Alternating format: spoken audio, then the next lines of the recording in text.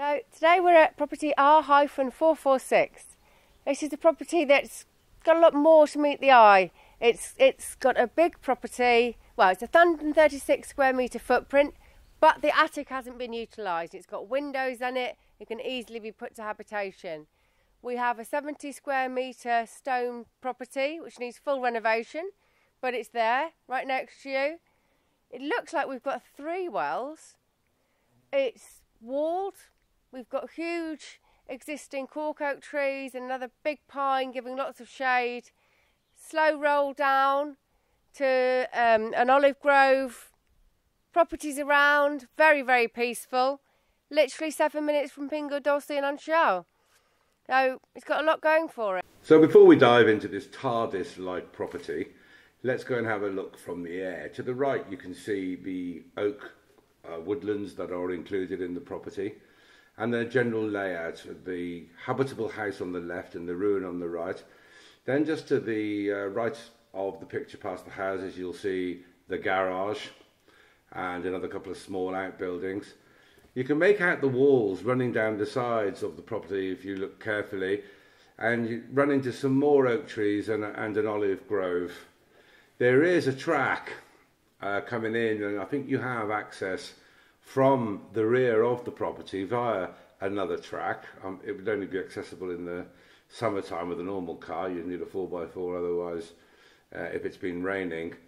So looking from the other way, again you can see the back end of the garage. There's a kind of double lean-to. There's a lean-to at the back, although I mean it definitely needs replacing. It's got an old corrugated iron roofing, and you can see the rear porch there at the back of the house, and there's another lean-to on the side, but it's all there. It probably wants to be replaced, to be fair, but it's great to have these shaded areas outside of the house. One of the important things to note about this is while you're renovating one, you can live in the other. I mean, the downstairs of the property is habitable right now. So you can live in there and either put some bedrooms upstairs, or you could renovate the stone while you're living downstairs, and then you could move into that while if you wanted to, for example, take off the roof of the main house, then it all becomes much easier. You've got somewhere to live.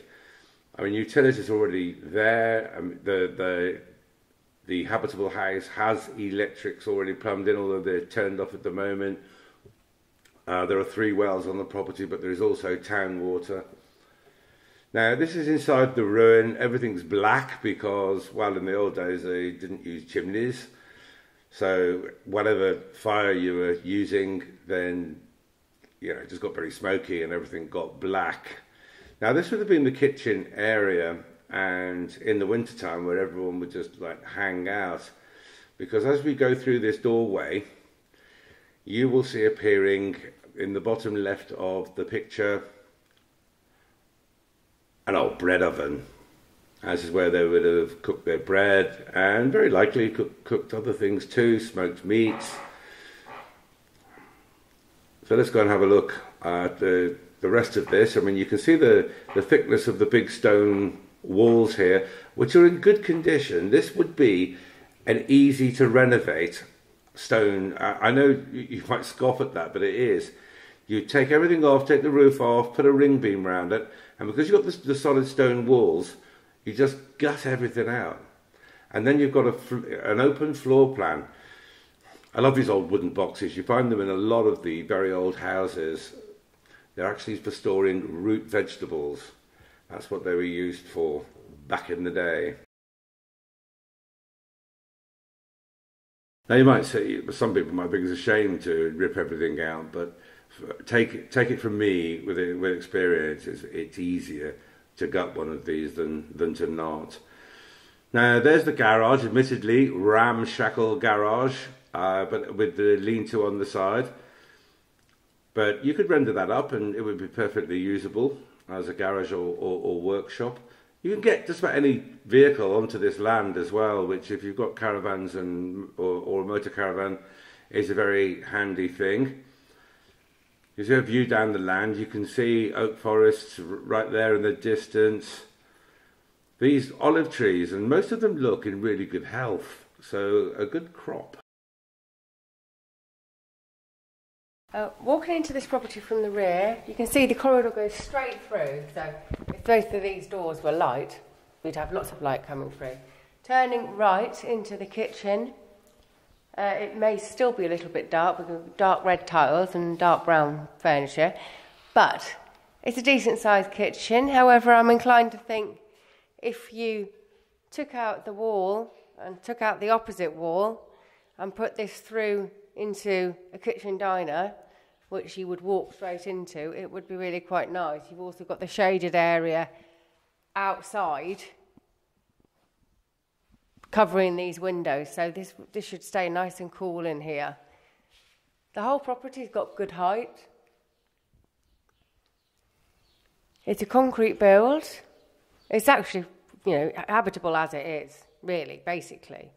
But obviously, with all properties of this age, probably about 1980s, 1990s, you could add some insulation because that would be lacking through the winter. But you've got plenty of time to do that during the summer, for example. So here is the third room in the downstairs of the property. We've got the kitchen, we've got the dining room. That, I assume, would have been a bedroom. And then at the end here,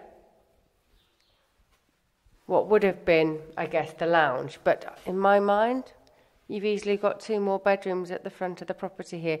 It just depends what you want. Nice views from the front and from the back. It's just very nice countryside, but we're 7 minutes from Pingo Doorstep and Ansiao. It's very, very quiet. And it wouldn't take much to make this downstairs 3 bedrooms, 1 bathroom, kitchen diner going across.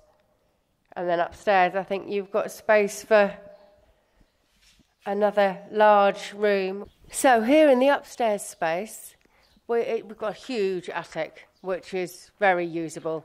There's a window each end, and obviously it would need insulating, but you could easily get 3 big bedrooms and a bathroom, or possibly 3 en-suites, or 3 bedrooms, 2 en-suites, or huge. It's got 136 square metre footprint, so whatever you want to do with it. Thank you for watching. I hope you've enjoyed the video. Please like the video, subscribe to the channel, and we'll keep them coming.